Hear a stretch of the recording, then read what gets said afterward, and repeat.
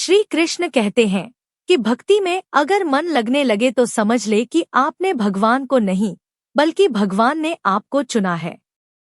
नमस्कार साथियों, स्वागत है आपका हमारे चैनल पर। मित्रों, आज का यह वीडियो बहुत ही महत्वपूर्ण है क्योंकि आज के इस वीडियो में हम बात करेंगे स्वयं भगवान श्री कृष्ण के श्रीमुख से निकली श्रीमद् भगवद गीता के दिव्य ज्ञान से प्रेरित ऐसे पवित्र और अनमोल विचारों की जो आपके जीवन से सारे दुख, चिंताओं और निराशाओं का अंत करके जीवन को नई ऊर्जा, उमंग और खुशियों से भर देंगे।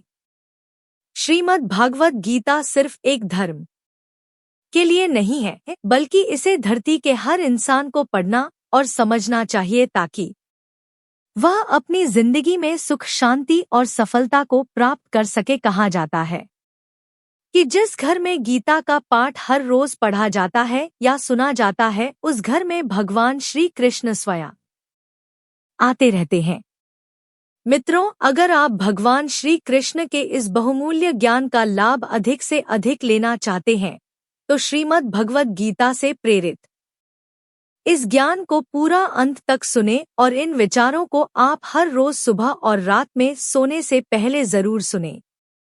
तो चलिए सुनते हैं भगवान श्री कृष्ण के श्री मुख से निकले इन अनमोल विचारों को। श्री कृष्ण कहते हैं, जिंदगी में कुछ नेक काम ऐसे भी करने चाहिए जिनका उस ऊपर वाले के सिवा कोई दूसरा गवाह ना हो। जीवन मिलना भाग्य की बात है, मृत्यु होना समय की बात है, मगर मृत्यु के बाद भी लोगों के दिलों में जीवित रहना यह कर्मों की बात है। श्रीमद् भगवद गीता में भगवान श्री कृष्ण कहते हैं कि हे अर्जुन, मैं सब प्राणियों के हृदय में स्थित सबकी आत्मा हूँ। संपूर्ण प्राणियों का आदि, मध्य और अंत भी मैं ही हूँ।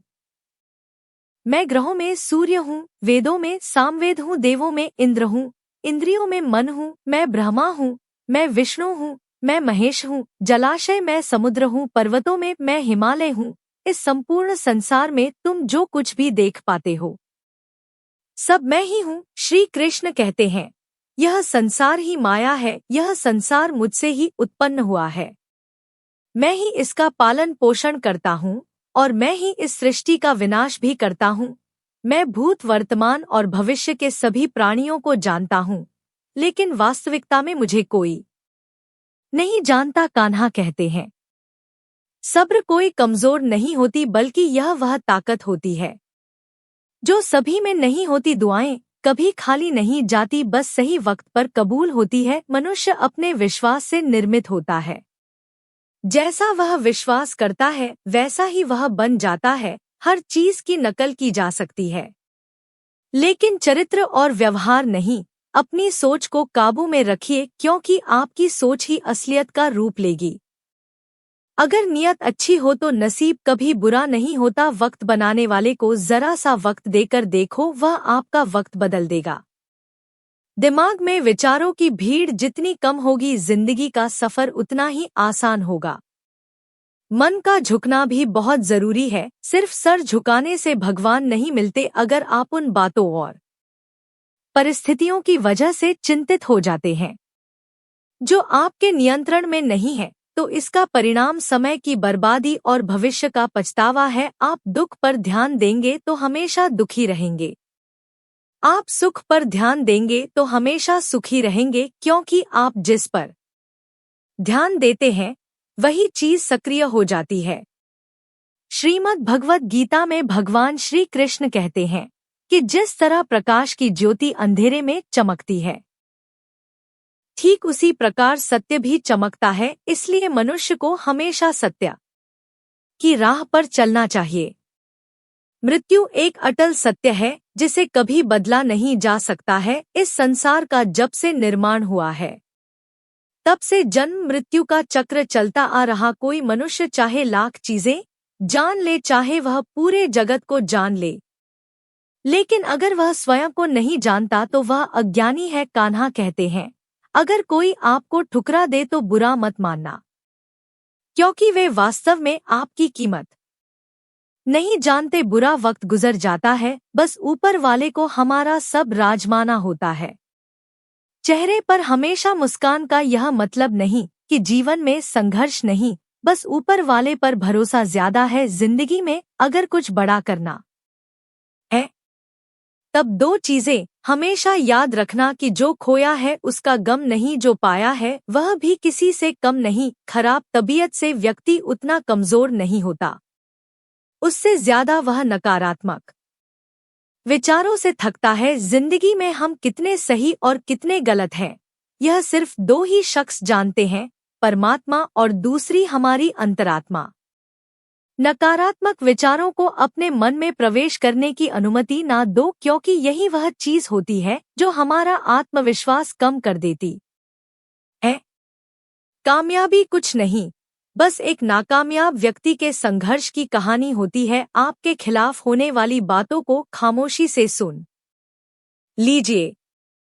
यकीन मानिए वक्त उन्हें बेहतर जवाब देगा। जिसने अपने को वश में कर लिया है उसकी जीत को देवता भी हार में नहीं बदल सकते। अगर लोग आपकी अच्छाई को आपकी कमजोरी समझते हैं तो यह उनकी समस्या है। आप आईना हो, आईना बने रहो। वो करें जिनकी सूरत खराब है। श्रीमद् भगवद गीता में भगवान श्री कृष्ण कहते हैं कि हे अर्जुन, तुम्हारा क्या गया जो तुम रोते हो? तुम क्या लाए थे जो तुमने खो दिया? तुमने क्या पैदा किया था जो नष्ट हो गया? तुमने जो लिया यहीं से लिया, जो दिया यहीं पर दिया। जो आज तुम्हारा है कल किसी और का होगा, क्योंकि परिवर्तन ही संसार का नियम है और समय के साथ संसार में हर चीज परिवर्तन के नियम का पालन करती है।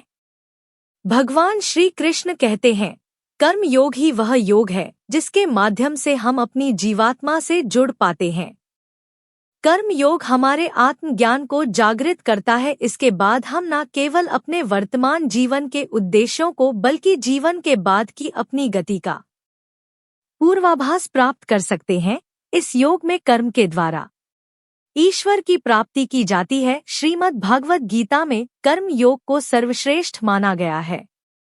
गृहस्थ और कर्मठ व्यक्ति के लिए यह योग अधिक उपयुक्त है। कर्म योग सिखाता है कि कर्म के लिए कर्म करो, आसक्ति रहित होकर कर्म करो। कर्मयोगी इसीलिए कर्म करता है कि कर्म करना उसे अच्छा लगता है और इसके परे उसका कोई हेतु नहीं है। कर्मयोगी कर्म का त्याग नहीं करता, वह केवल कर्म फल का त्याग करता है और कर्म जनित दुखों से मुक्त हो जाता है। उसकी स्थिति इस संसार में एक दाता के समान है और वह कुछ भी पाने की कभी चिंता नहीं करता। वह जानता है कि वह दे रहा है और बदले में कुछ मांगता नहीं, और इसीलिए वह दुख के चंगुल में नहीं पड़ता। संसार का कोई कार्य ब्रह्मा से अलग नहीं है, इसीलिए कार्य की प्रकृति कोई भी हो, निष्काम कर्म सदा ईश्वर को ही समर्पित हो जाता है।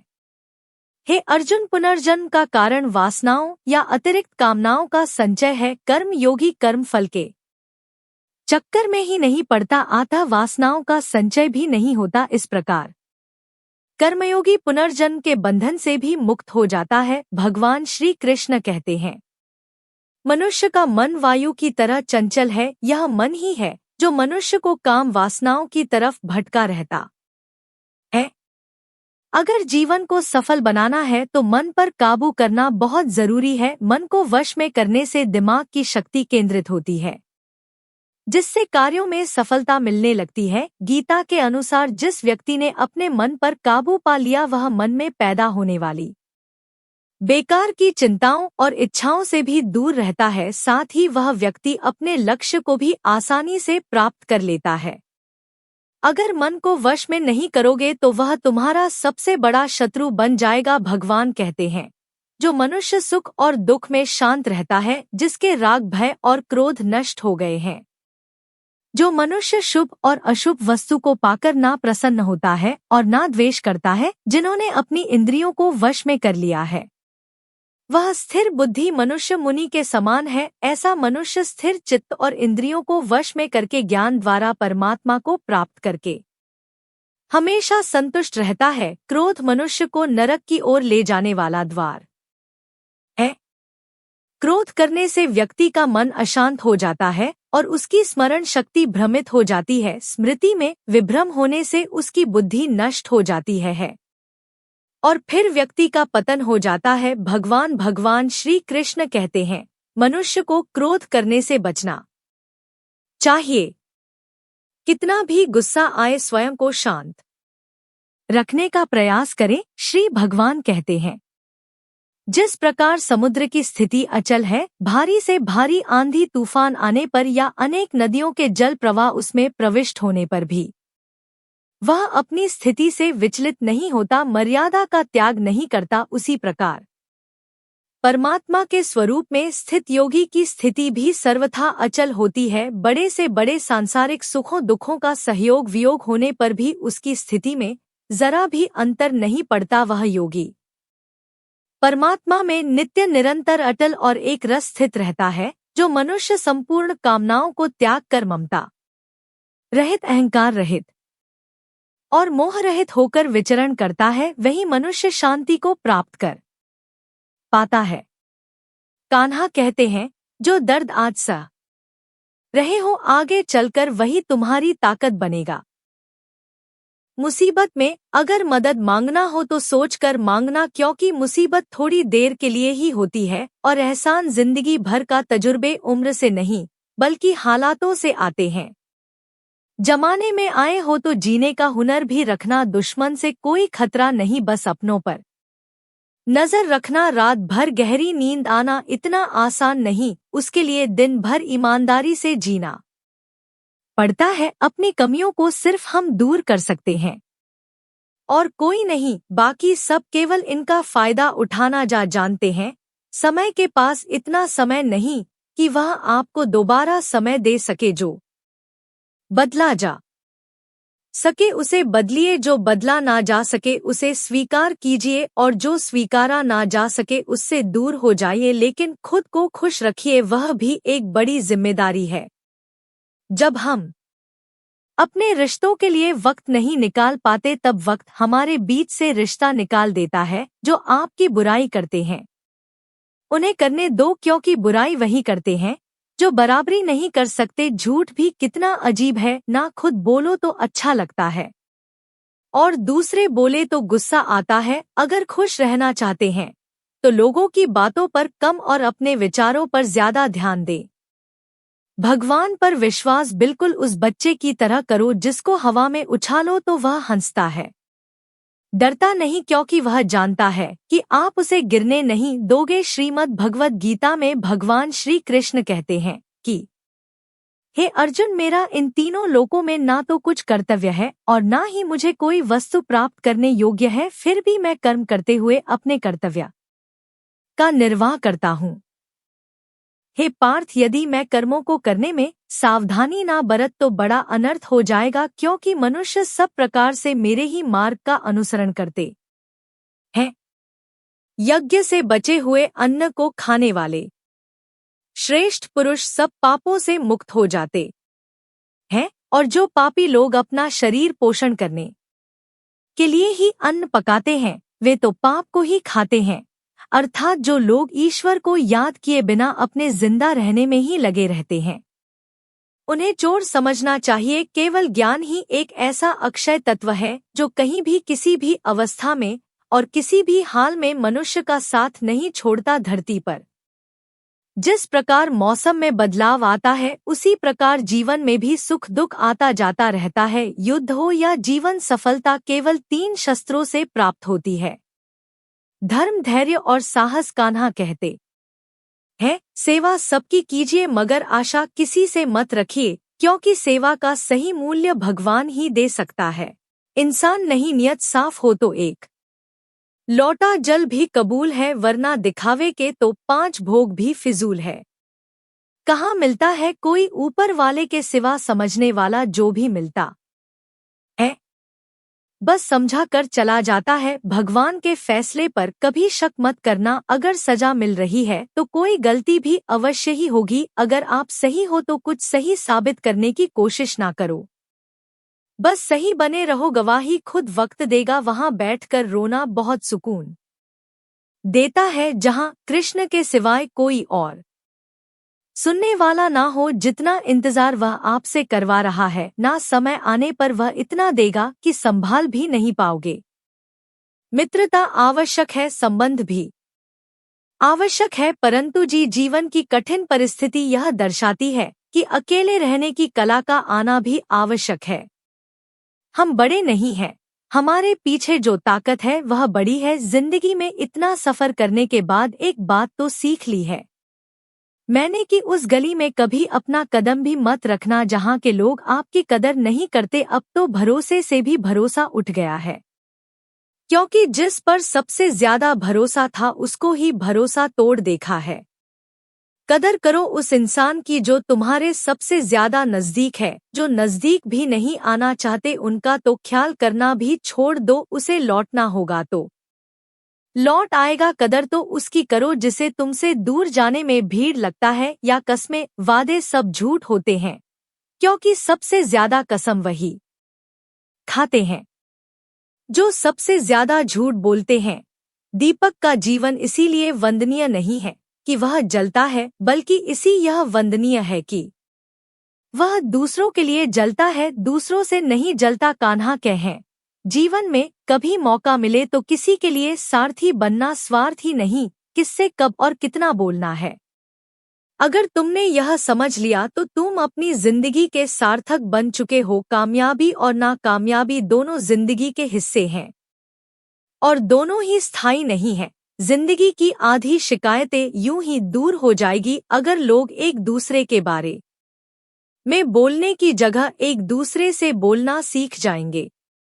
विश्वास किसी पर इतना करो कि वह तुम्हारे साथ छल करते समय खुद को दोषी समझे, और प्रेम किसी से इतना करो कि उसके मन में सदैव तुम्हें खोने का डर बना रहे। 4 वेदों का अर्थ नहीं भी जानो तो कोई बात नहीं, लेकिन समझदारी, जवाबदारी, वफादारी और ईमानदारी, इन 4 शब्दों का मर्म जान लो तो भी जीवन सार्थक हो जाएगा। श्रीमद् भगवद गीता में भगवान श्री कृष्ण कहते हैं कि हे अर्जुन, जिस काल में मनुष्य मन में स्थित संपूर्ण कामनाओं को भलीभांति त्याग देता है और आत्मा से में ही संतुष्ट रहता है, उस काल में वह स्थित प्रज कहा जाता है। दुखों की प्राप्ति होने पर जिसके मन में उद्वेग नहीं होता, सुखों की प्राप्ति में जो सर्वथा मोह रहित है, तथा जिसके भय और क्रोध नष्ट हो गए हैं, ऐसा मुनि स्थिर बुद्धि कहा जाता है। जिस प्रकार कछुआ सब ओर से अपने अंगों को जैसे समेट लेता है,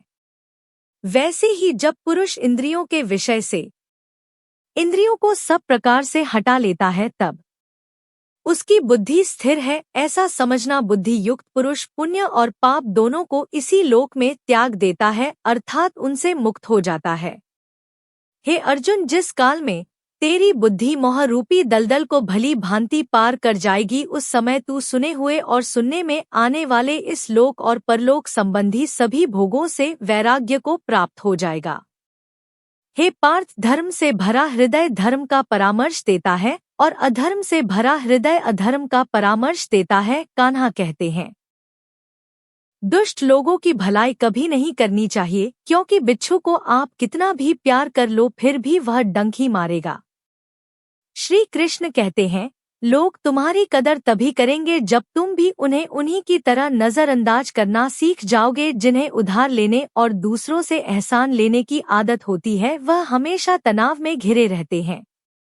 उस इंसान की कद्र कम की जाती है जमाने में जो दूसरे इंसान की कद्र नहीं करता। किसी को इतना भी सर पर मत बैठा लेना कि सर दर्द बन जाए, और किसी की इतनी भी खुशामद मत करना कि वह आपके लिए बेकदर हो जाए। आईने में जो दिखता है उसके अलावा किसी और पर आंख मूंद कर भरोसा मत करना, क्योंकि जो आज तक आपकी कदर करना नहीं छोड़ रहे हो सकता है कल आपको बेइज्जत करने में कोई कसर ना छोड़े। दूर रहना उन लोगों से जो आपकी कदर तब तक करते हैं जब तक काम हो। जल्दबाजी में कोई भी फैसला ना ले, क्योंकि जल्दबाजी में लिया गया फैसला अक्सर गलत हो जाता है। अपने पंखों पर भरोसा रख, हवाओं के भरोसे तो पतंगे उड़ता करती है। यहाँ गरीब जमीन पर पड़ी रोटी भी हंसी खुशी खा लेता है, वहाँ अमीर हाथ से मिली रोटी की भी कदर नहीं करता। जो मिला नहीं उसे पाने की ख्वाहिश जरूर करना, पर जो मिला है उसकी बेकद्र कभी मत करना। प्यार का असर उस रिश्ते में खत्म हो जाता है जहाँ एक दूसरे की कद्र करना कम हो जाता है। जिन्हें जो कहना है कहने दो, उनको हम नहीं, वक्त जवाब देगा। वक्त के साथ सब बदल जाते हैं।